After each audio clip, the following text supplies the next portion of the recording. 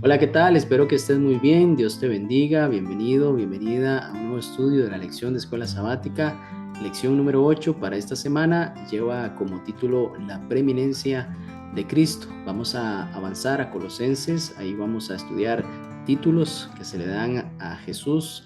Vamos a estudiar más acerca de esos títulos, la divinidad de Cristo, entre otros aspectos. Un tema muy interesante. Por eso, bueno, quédate conmigo porque ya casi iniciamos.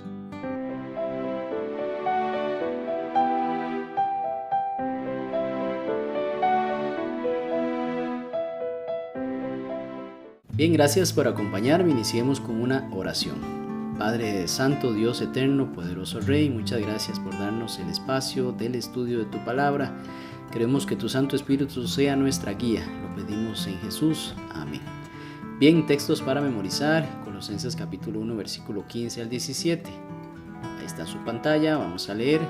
Cristo es la imagen del Dios invisible, el primogénito de toda la creación. Por él fueron creadas todas las cosas, las que están en los cielos, las que están en la tierra, visibles e invisibles, sean tronos, dominios, principados o autoridades. Todo fue creado por medio de él y para él, porque Cristo existía antes de todas las cosas y todas las cosas subsisten en él. Tremenda definición acerca de quién es Cristo aquí en el libro de Colosenses. Así que vamos a profundizar en estos conceptos, estos títulos dados a Jesucristo. En la lección anterior pudimos ver cómo el creyente pertenece al reino de Dios, tiene una ciudadanía en el reino celestial. Esta semana el enfoque del estudio se eleva porque pasamos de ese ciudadano del reino de Dios, usted y yo, a la majestad del Rey del universo, Jesucristo. Vemos un trasfondo en el capítulo 1 de Colosenses. Vamos a estar estudiando esta parte y los versículos 9 y 12 nos menciona cómo Pablo ora para que los creyentes vivan conforme a la voluntad de Dios. Esto creciendo espiritualmente y buscando dar frutos. Luego va a contrastar dos realidades que son opuestas, la luz y las tinieblas, justamente hablando de estos dos reinos. Y también Pablo afirma algo que significa ese cambio de un reino al otro, porque nos capacitó para la herencia de los santos en luz y además nos libertó del poder de las tinieblas. Esto en los versículos 12 y 13. Y hace esta mención, y nos trasladó al reino de su amado Hijo. Vemos la conexión entre Filipenses en esa ciudadanía celestial que se mencionó la semana anterior y en esta semana como en Colosenses menciona que nos trasladó de un reino al otro y lo hizo, nos trasladó al reino de su amado Hijo.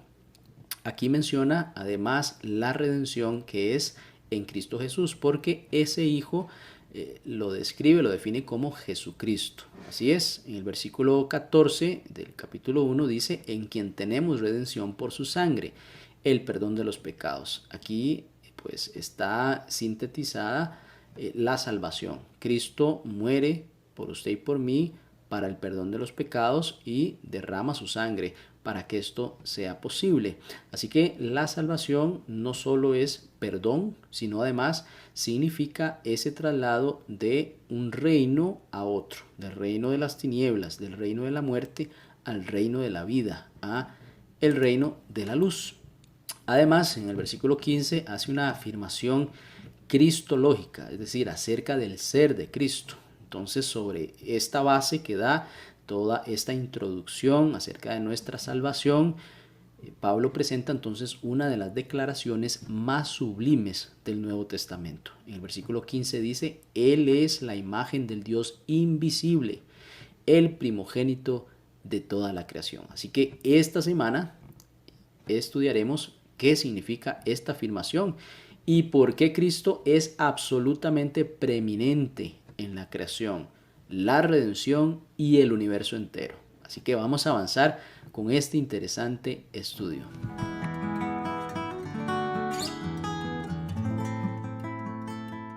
Bien, vamos a estudiar la imagen del Dios invisible.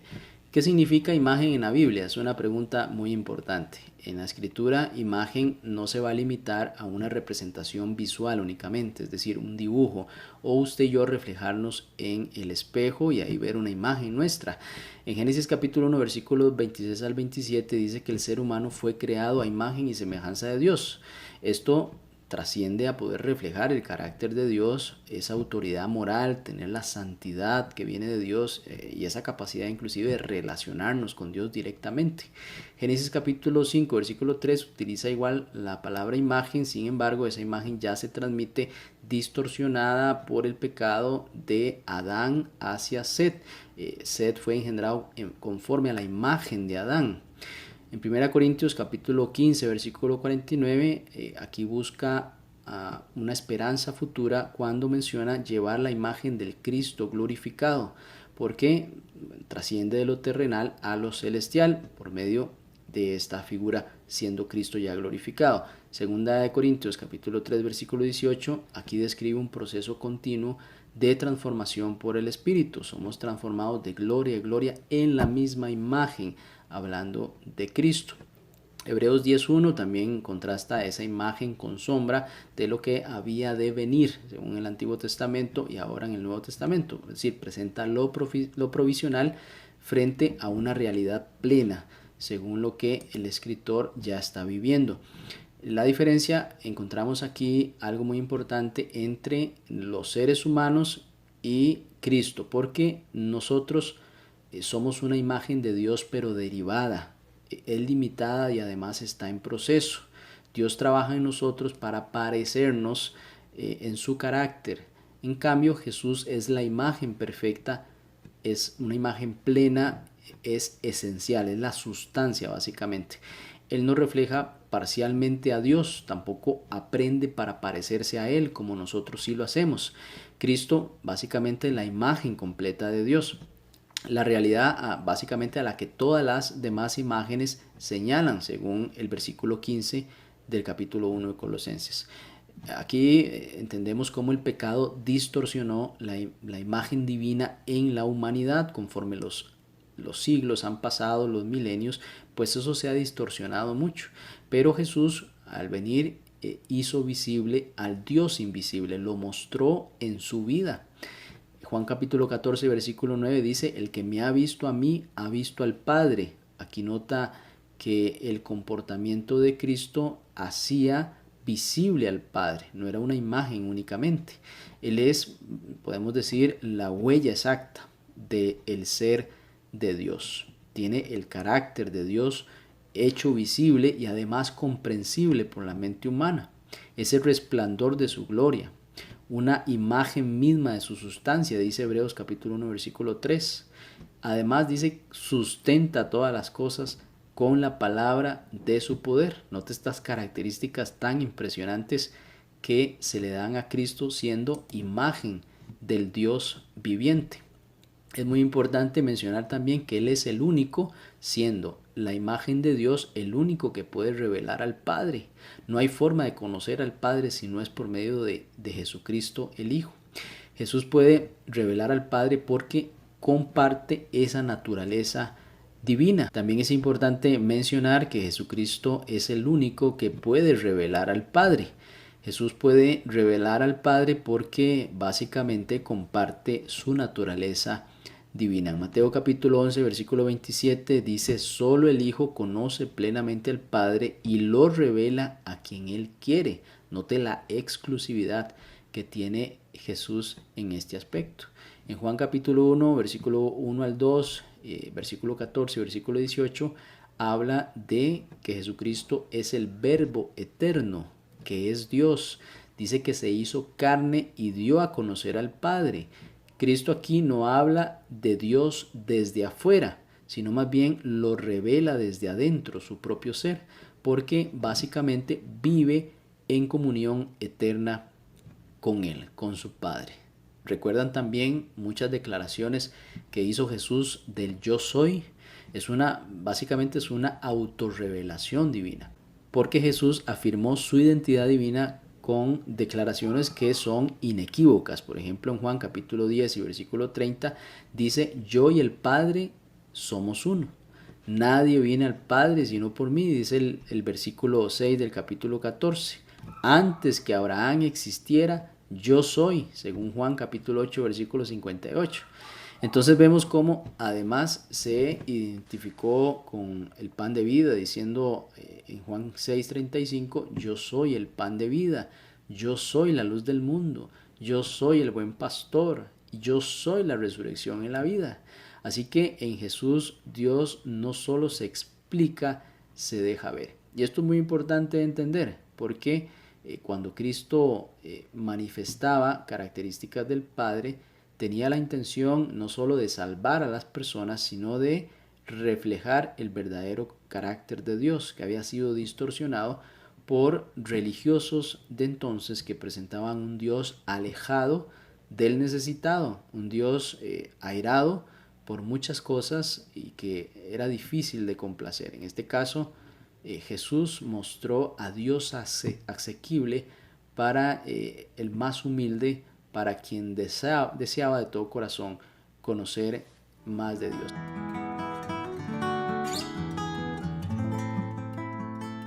Bien, vamos a estudiar la definición del primogénito de la creación. ¿Qué significa primogénito en la Biblia?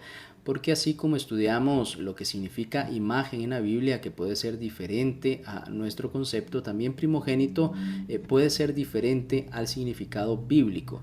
Vemos que en la escritura primogénito no se define principalmente por el orden de nacimiento, es decir, la Biblia no establece una relación directa entre primogénito y nació primero, sino lo establece más por una posición, una herencia o una preeminencia. Es muy importante mencionar que la palabra preeminencia significa estar por encima de todo, sobre todas las cosas. Un ejemplo claro de este significado de primogénito según autoridad es en el Salmo capítulo 89, versículo 27, porque David es el menor de los hermanos, pero en este salmo Dios le llama mi primogénito. Entendemos la importancia del linaje de David por encima de sus hermanos, siendo él el menor. Bueno, Dios le llama mi primogénito. Israel también es llamado mi hijo, mi primogénito entre todas las naciones, no por ser primero, sino por la importancia, esto según Éxodo capítulo 4 y versículo 22, la importancia de llevar el mensaje a las demás naciones. Así que el término apunta no a un nacimiento, sino a una autoridad, una relación especial y no a una creación cronológica. El significado también puede aplicar a nacimiento, pero en el contexto espiritual y de importancia en la historia de la redención, aquí pues toma este significado. Primogénito entonces, sintetizando, no significa creado. Cuando Pablo llama a Jesús el primogénito de toda la creación, en el versículo 15 del capítulo 1, no está afirmando entonces que Cristo haya sido creado, como alguien pudo haber dicho y entonces decir que Cristo es parte de la creación. No es así, sino que Pablo aquí declara una supremacía absoluta, justamente por estos títulos que Dios da, en este caso a Jesucristo, ese título de primogénito por la importancia sobre toda la creación, no por ser el primero creado. Entonces esto queda claro porque el mismo pasaje ahí en el versículo 16 afirma que todas las cosas fueron creadas por medio de Él y para Él. Es decir, Él no pudo ser parte de la creación porque todo lo creado fue hecho por medio de Él y para Él. Así que el creador no puede formar entonces parte de lo creado. También el apóstol menciona algunas razones de su preeminencia, de esa autoridad sobre todas las cosas, estar por encima de todo, ahí en los versículos 15 y 17, porque aquí Pablo presenta al menos 4 fundamentos de esa preeminencia de Cristo o supremacía. Vemos, por ejemplo, en el versículo 15, ya lo estudiamos, cuando menciona que es la imagen del Dios invisible. Esta es una revelación perfecta, básicamente es Dios mismo. También en el versículo 16 vimos que Él es el autor de la creación. Todo fue creado por medio de Él y para Él. Entonces, como autor de la creación, básicamente es este segundo argumento. También es importante mencionar esa eternidad y la prioridad, porque Él es antes de todas las cosas. No puede ser considerado parte de la creación, sino que Él está antes de que cualquier cosa haya sido creada. El sustentador del universo. Esto es muy importante y muy profundo porque dice, en él todas las cosas subsisten. Por el poder de Cristo, todas las cosas se sostienen. El universo entero se sostiene. La creación existe. Hoy, inclusive, por problemas de pecado, aún la existencia de todos los seres es por medio del poder de Cristo. Entonces, aquí vemos un alcance total de su señorío, porque aquí Pablo elimina cualquier duda al afirmar que Cristo es Señor de todo. Es Señor del cielo y la tierra. Esto tiene un contexto espacial, también un contexto ontológico entre lo visible y lo invisible. Lo que se ve y lo que no se ve, bueno, es Señor. Espiritualmente también, porque en la parte espiritual dice tronos, dominios, principados y potestades en el versículo 16. Así que nada existe fuera de la autoridad, no solo creadora, pero también soberana de Cristo. Es muy importante mencionar a Cristo como creador y redentor. Es decir, la creación le pertenece. Podemos decir en doble forma, porque nos creó, pero también nos reclamó en este proceso de la redención. Vino Cristo mismo, siendo creador, vino y murió por su creación, por usted y por mí. Entonces, hay un significado acá. El verbo que se utiliza es subsisten, básicamente sinestemi, indica que Cristo mantiene unido al universo. Note qué importante esta parte.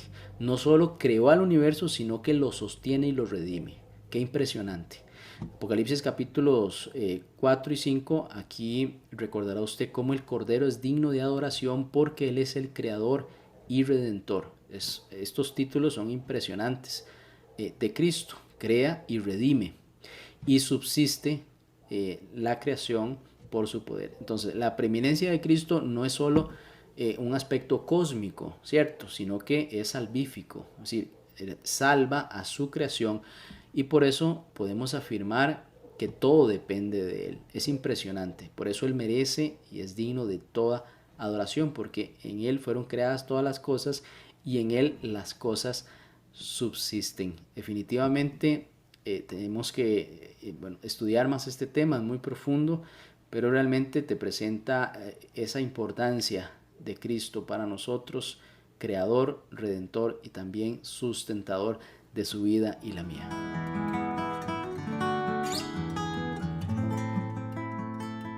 Bien, estudiemos la parte en la que Cristo es definido como la cabeza de la iglesia.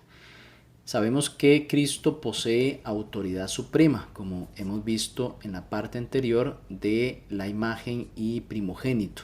También Pablo afirma que Dios sometió todas las cosas bajo los pies de Cristo y lo dio por cabeza sobre todas las cosas a la iglesia, según Efesios capítulo 1, versículo 22. Entonces, esto significa que Cristo gobierna con autoridad absoluta, muy importante, pero esa autoridad se va a ejercer en favor de la iglesia, jamás contra ella. También aquí en Colosenses capítulo 2, dejando el capítulo 1 atrás y en el versículo 10 de este capítulo 2, Pablo declara que Cristo es la cabeza de todo principado y potestad. Esto es muy importante también, porque no existe poder espiritual humano o cósmico por encima de él. Nosotros vemos cómo cuando Cristo se enfrentaba a hombres endemoniados, solo pronunciar su palabra, el demonio salía de allí, porque él tenía y tiene autoridad sobre cualquier poder espiritual.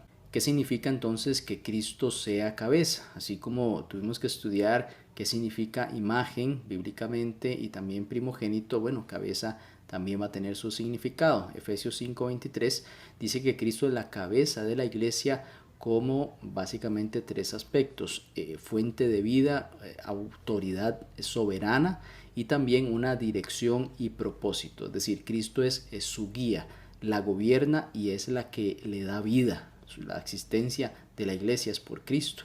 La iglesia entonces no se define por estructuras humanas o edificios en sí, ni por un liderazgo terrenal, aunque pues personas dirigen la iglesia por una autoridad que Dios ha dado. Pero es muy importante decir que está por la dependencia total de Cristo. Es decir, la iglesia sí es dirigida por personas, pero su dependencia es completamente a Cristo Jesús, porque Él es el que la gobierna, la nutre y además la sostiene. Muy importante este significado bíblico de la cabeza, porque en la Biblia se utiliza este concepto de cabeza, que en hebreo es rosh, para indicar liderazgo, primacía, también autoridad. Algunos ejemplos claros de cuando se ha utilizado la palabra cabeza en estos aspectos: en Éxodo capítulo 18, versículo 25, dice que estableció jefes del pueblo o cabezas. También en Deuteronomio 28:13 dice que Israel es cabeza y no cola, es decir, lidera. Gobernantes también y líderes se les llama cabezas en este aspecto como autoridades en Isaías 7:8 y Miqueas capítulo 3 y versículo 9, utilizando esta palabra en el hebreo rosh, que básicamente se va utilizando en todos estos textos. Así que llamar a Cristo cabeza básicamente va a expresar, según estos ejemplos, jefatura real, dirección y además una responsabilidad. Cristo entonces sostiene y le da crecimiento a su cuerpo. En este caso, el apóstol Pablo en Colosenses capítulo 2 y versículo 19 enseña que la iglesia crece unida y bien concertada. Esta es la definición que encuentra en este versículo.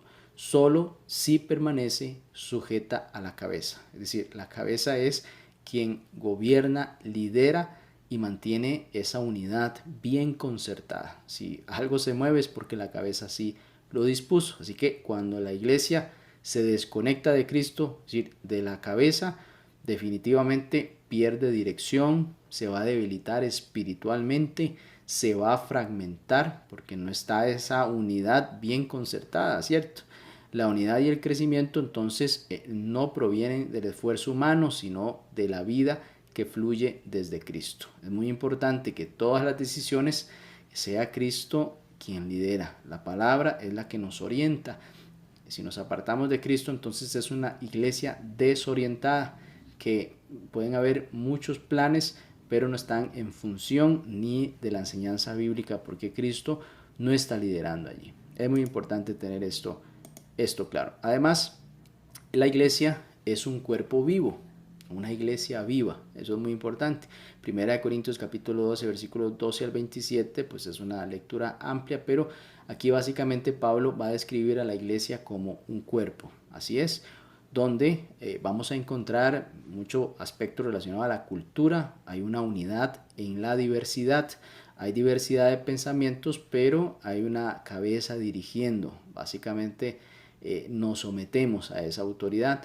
Hay una interdependencia entre los miembros porque no trabajamos solos, trabajamos con nuestros hermanos en función de lo que Cristo nos pide. Hay una igualdad para todos, es decir, todos tenemos la misma importancia para Dios, y muy importante que también tenemos responsabilidades. Algunos tienen dones diferentes, unos más que otros, pero todos buscamos servir al líder, a la cabeza que es Cristo. Estas funciones son asignadas por Dios. Hay administradores también, hay personas en el evangelismo, hay personas dedicadas a diferentes áreas de la iglesia de servicio, y pues el Espíritu es el que también designa esto. Hay una solidaridad espiritual, somos hermanos en Cristo, pertenecemos a una familia espiritual. Debemos de, en la medida de nuestras posibilidades, servir a nuestros hermanos en sus situaciones, pues sobrellevar las cargas unos con otros, dice la palabra. Y también, así como un cuerpo no puede vivir sin cabeza, es un ejercicio práctico. La iglesia no puede vivir, crecer ni cumplir su misión sin Cristo Jesús. No debemos de perder eso. ¿Quién es el dueño de la iglesia? ¿Quién la dirige? ¿Quién la sustenta? ¿Quién le da vida? Definitivamente todo depende de Cristo Jesús. Él es nuestro capitán. Jamás podemos apartar de la dirección de la iglesia a Cristo Jesús como nuestro líder supremo.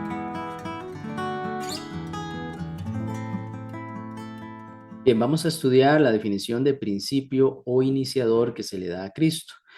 porque principio también tiene un sentido bíblico esta palabra. En hebreo, las palabras cabeza, como vimos anteriormente, que es rosh, y también principio, en este caso reshit, están estrechamente relacionadas, cabeza y principio. Esta palabra reshit aparece por primera vez en Génesis capítulo 1, versículo 1, cuando menciona la palabra en el principio, Dios creó los cielos y la tierra. Ahí principio tiene esa palabra en hebreo.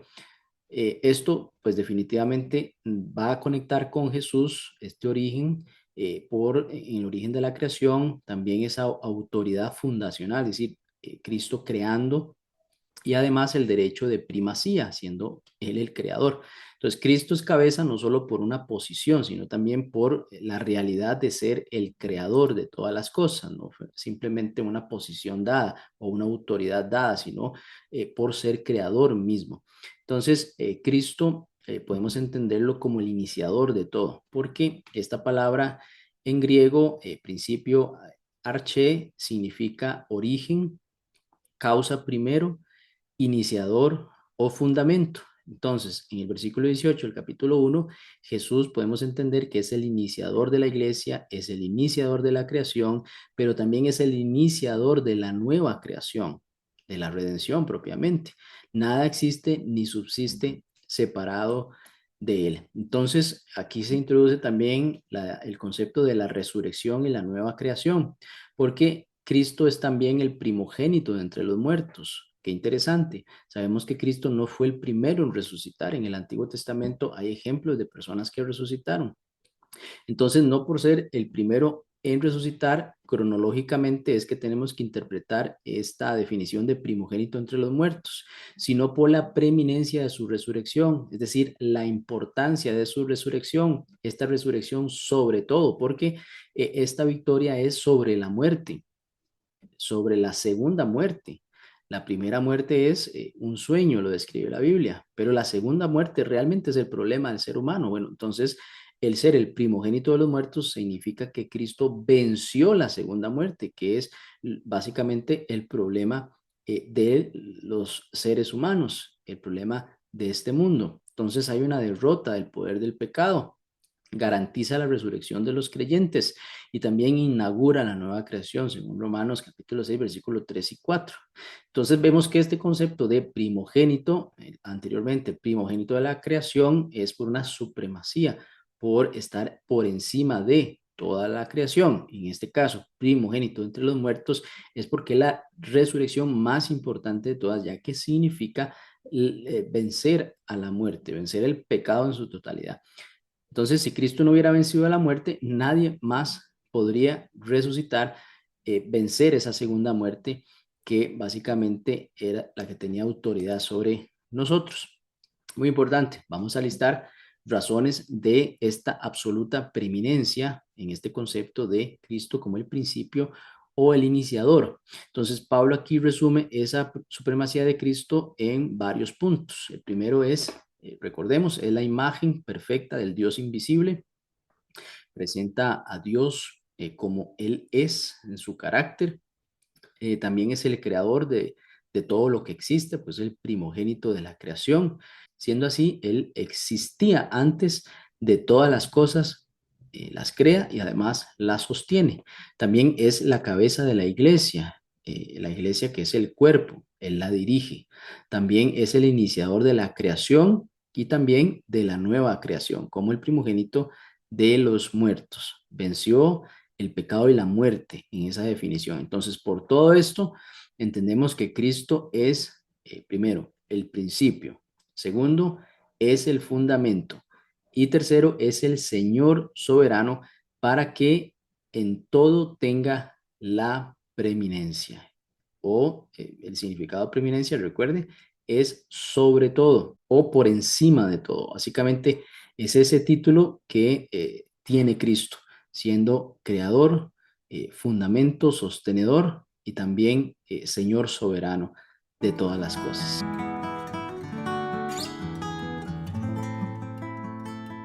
Bien, vamos a estudiar el ministerio de reconciliación de Cristo con todas las cosas. Y para eso tenemos que adentrarnos en la plenitud de Dios en Cristo, porque siguiendo la lectura en Colosenses capítulo 1, versículo 19, Pablo afirma que en Cristo habita, escuche bien, toda la plenitud de Dios.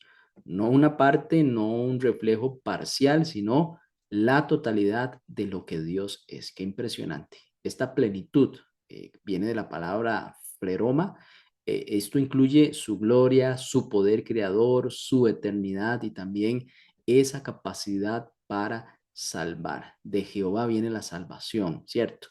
Dios entonces se complació en que esa plenitud residiera plenamente en su Hijo, según Colosenses ya capítulo 2 y versículo 9 y Juan capítulo 1 versículo 14.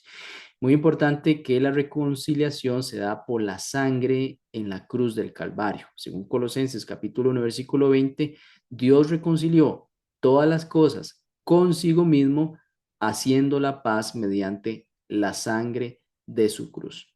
Entonces vemos que la reconciliación consiste en restaurar, restablecer esa relación rota que se dio por el pecado. Así la cruz no fue un accidente ni tampoco una tragedia inesperada, sino el medio escogido por Dios para hacer la paz verdadera entre Él y la creación. Además, Pablo aquí subraya que esta reconciliación tiene un alcance universal, porque en el versículo 20 del capítulo 1 dice, las que están en la tierra, reconciliando las que están en la tierra y también las que están en los cielos. Note usted los dos lugares. Así que el pecado no solo afectó a la humanidad, nosotros vemos esos efectos acá de forma directa, también afectó el orden moral del universo. Por eso, la cruz entonces tiene implicaciones cósmicas. En este conflicto cósmico entre el bien y el mal, el conflicto se da en nuestro corazón, tiene efectos materiales en nuestro mundo, pero también tiene connotaciones espirituales y también en los cielos, es decir, el universo se ve afectado por esto. Pablo dice en 1 Corintios capítulo 4, versículo 9, hemos llegado a ser espectáculo para todo el universo, o cosmos, la palabra en griego. Vemos también cómo la cruz revela el carácter de Dios. Esta palabra de plenitud que habita en Cristo, Dios mismo se manifiesta como gracia y verdad. Juan capítulo 1, versículo 14 también así lo dice. Así que esto es muy importante de mencionar. Juan 3:16 lo sintetiza muy bien, donde dice que Dios amó tanto al mundo o cosmos que entregó a su Hijo único en la cruz. Así que Dios arriesgó todo para derrotar el problema del pecado, la maldición del pecado y de una manera definitiva. Y así entonces mostrar que su gobierno se fundamenta en el amor. El trabajo de Satanás era desacreditar a Dios y presentar a Dios como un Dios injusto, tirano. Bueno, aquí en la cruz se muestra, en la plenitud de Cristo, se muestra el amor de Dios por su creación, por usted y por mí, y lo muestra al universo buscando reparar, reconciliar todas las cosas, lo que se había dañado por el pecado. Es muy importante esta parte cuando se pronuncia consumado es la victoria final. Ahí al Cristo mencionar eso, la victoria está asegurada. La escritora Ellen White explica que la cruz resolvió para siempre las dudas del universo sobre Dios, justamente como Satanás quería distorsionarlo. Los ángeles aquí contemplaron con asombro el sacrificio de Cristo, es decir, el universo estaba en expectativa de todo esto que estaba sucediendo en la tierra. Cristo sobrellevando los pecados de todos, ese sacrificio que se estaba realizando. Y al final, entonces, de la gran controversia entre el bien y el mal, el conflicto cósmico, el carácter de Dios quedará plenamente vindicado. Es decir, Dios es el que se ha puesto en duda de parte de Satanás para que nosotros inclusive le echemos la culpa a Dios de todo lo que pasa aquí en la tierra, cuando Satanás es el verdadero culpable. Así Cristo mismo vio el resultado del sacrificio cuando exclamó aquellas dos palabras, consumado es, en Juan capítulo 19, y versículo 30. Así que vemos cómo la reconciliación en este momento, cuando Cristo dijo consumado es, quedó asegurada. Y así hemos visto cómo Cristo es la revelación perfecta de Dios. En Él el invisible se hace visible. No es una imagen parcial, sino la manifestación plena del carácter del Padre. Como Señor sobre la creación, todo fue hecho por medio de Él, para Él y en Él subsiste. Como cabeza de la iglesia, da vida y dirección a su pueblo. Y en la cruz, el Creador mismo obra la reconciliación, restaurando lo que el pecado había quebrantado. Allí, la plenitud de Dios se revela en amor que salva y transforma. Vamos a orar para terminar. Señor, muchas gracias porque en el ministerio de Cristo, todo lo que ha hecho por nosotros, siendo creador, redentor y sustentador, vemos tu amor para con nosotros. Ayúdanos a actuar en conformidad, a encontrar este propósito que has puesto para nosotros por medio de la vida de Cristo. Que tu Santo Espíritu nos guíe y nos ayude a valorar este ministerio de reconciliación en el cual podemos acceder a ti, oh Dios Padre, por medio de Jesús, lo que sucedió en la cruz, su sangre derramada, que sea valioso para nosotros. Podamos mostrarle también a otros la importancia de este gran amor. Te lo pedimos en el nombre de Jesús. Amén. Muy bien, nos vemos la próxima semana, si el Señor así lo permite. Hasta pronto.